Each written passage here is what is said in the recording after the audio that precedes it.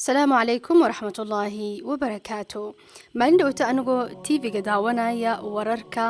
oo madaxweynaha Turkiga Erdogan uu shiri lahaa madaxweynaha Mareykanka Trump.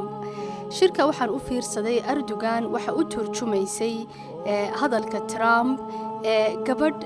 xijaaban oo dhalinyaro ah oo ag fadhiday oo qurux badan.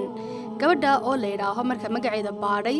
Fatma Qaawuqji naanaysteeda weeyaan, magaceeda dhabtaan waxa weeyaan Fatma Julham Abu Shanab.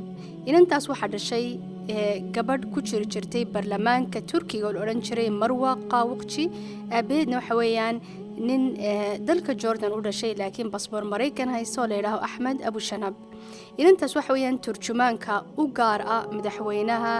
Turkiga Erdogan markastoo markuu dibadda u dhoofo shirar ula galo madaxweynayaasha dibadda iyada raacdo oo u turjumta. inantaas oo master ka diyaarisay jaamacadda Georgetown ee ku taala dalka Mareykanka, khaasatan gaar ahaan takhasuska siyaasadda iyo xidhiidhaha duwaliga. inantaas waxay hooyadeed ama gabadha dhashay Marwa Qaawuqji la odhan jiray sheeko aad u cajiib oo saameyn leh ay hooyadeed leedahay. hooyadeed waxa weeyaan gabadhii ugu horeysay ee baarlamaanka Turkiga gasha iyadoo xijaaban.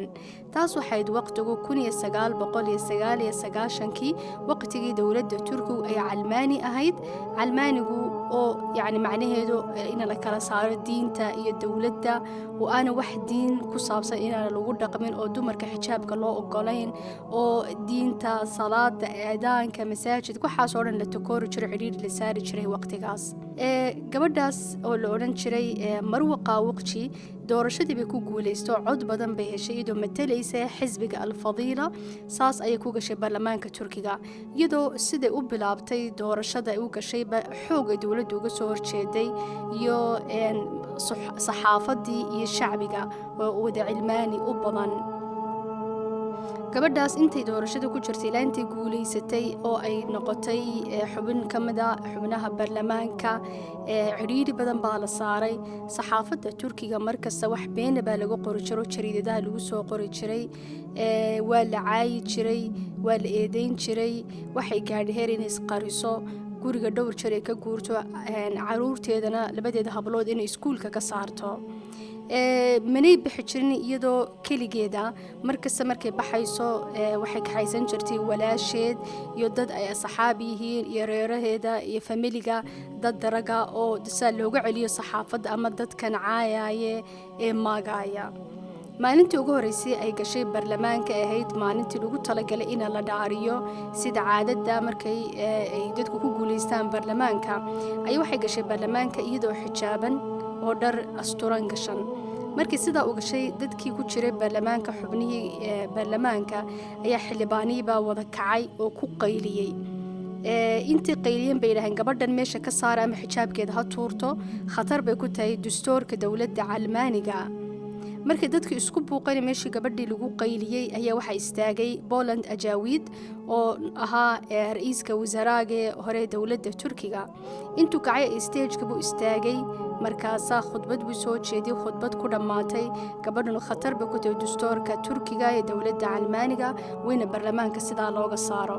gabadhaasoo hormood ahayd dumar fara badan oo doonaya xijaabkooda inay ku faanaan, xijaabkooda inay ku shaqaystaan oo ay ku baxaan hormood u tahay oo sugayo oo u codeeyay oo islaha maalinta gabadha la dhaariyo ee ay gasho baarlamaanka guul bay u tahay islaamka iyo xijaabka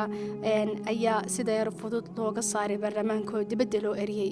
warkii wuxuu gaadhay madaxweynaha dalka Turkiga waqtiga Süleyman Demirel, madaxweynaha 1993 ilaa 2000. markiiba wuxuu u yeedhay madaxtooyadii iyo wasaaradii iyo wasiiradii u yeedhay, waa la fadhiistay shirba gabadha daraadeed loo galay. shirkaas waxay yidhaaheen gabadhaas khatar bay ku tahay dowladda Turkiga oo laga yaabo inuu kacdoon inuu dhaco oo shacbigu nagu kaco oo inqilaab uu dhaco oo sababtaas gabadha iyo xijaabkeeda inay mashaakil badan noo timaado.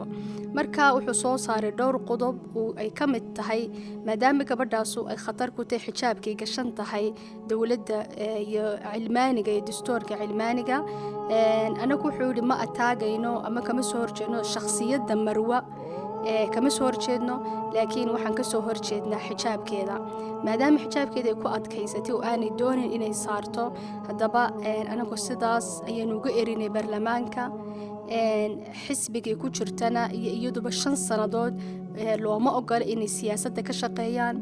weliba jinsiyadda Turkiga saasaa looga qaadayaa oo jinsiyaddii Turkiga saasaa looga qaaday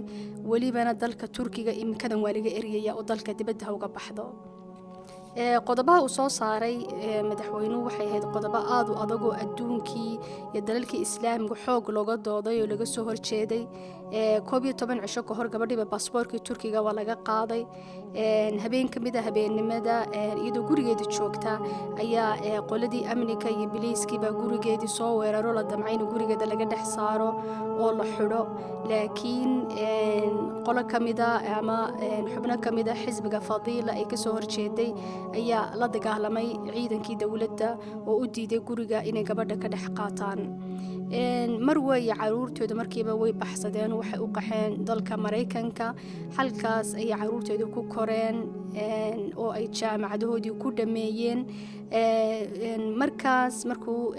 madaxweynihii Erdogan uu dawladii qabsaday waxay ahayd sida lagu baabiyay cilmaanigii iyo wixii cilmaaniintu ay wadeen uu dib dumarka xijaabteen diintii ugu soo noqdeen madaxweynaha Erdogan uu hiiliyay dumarka xijaaban iyo eedaankii iyo salaadii wax ka caadi ku soo noqdeen 2017 dalkii ku soo laabatay Marwa Qaawaqji madaxweynaha Erdogan gabadhaas hadhowtana magaceedii iyo haybadeedii iyo jinsiyaddii Turkiga iyo mansibkeedii buu u soo celiyay oo xaal buu ka bixiyay dhibaatadii gabadha gaadhay iminkana gabadhu waxa weeyaan safaaradda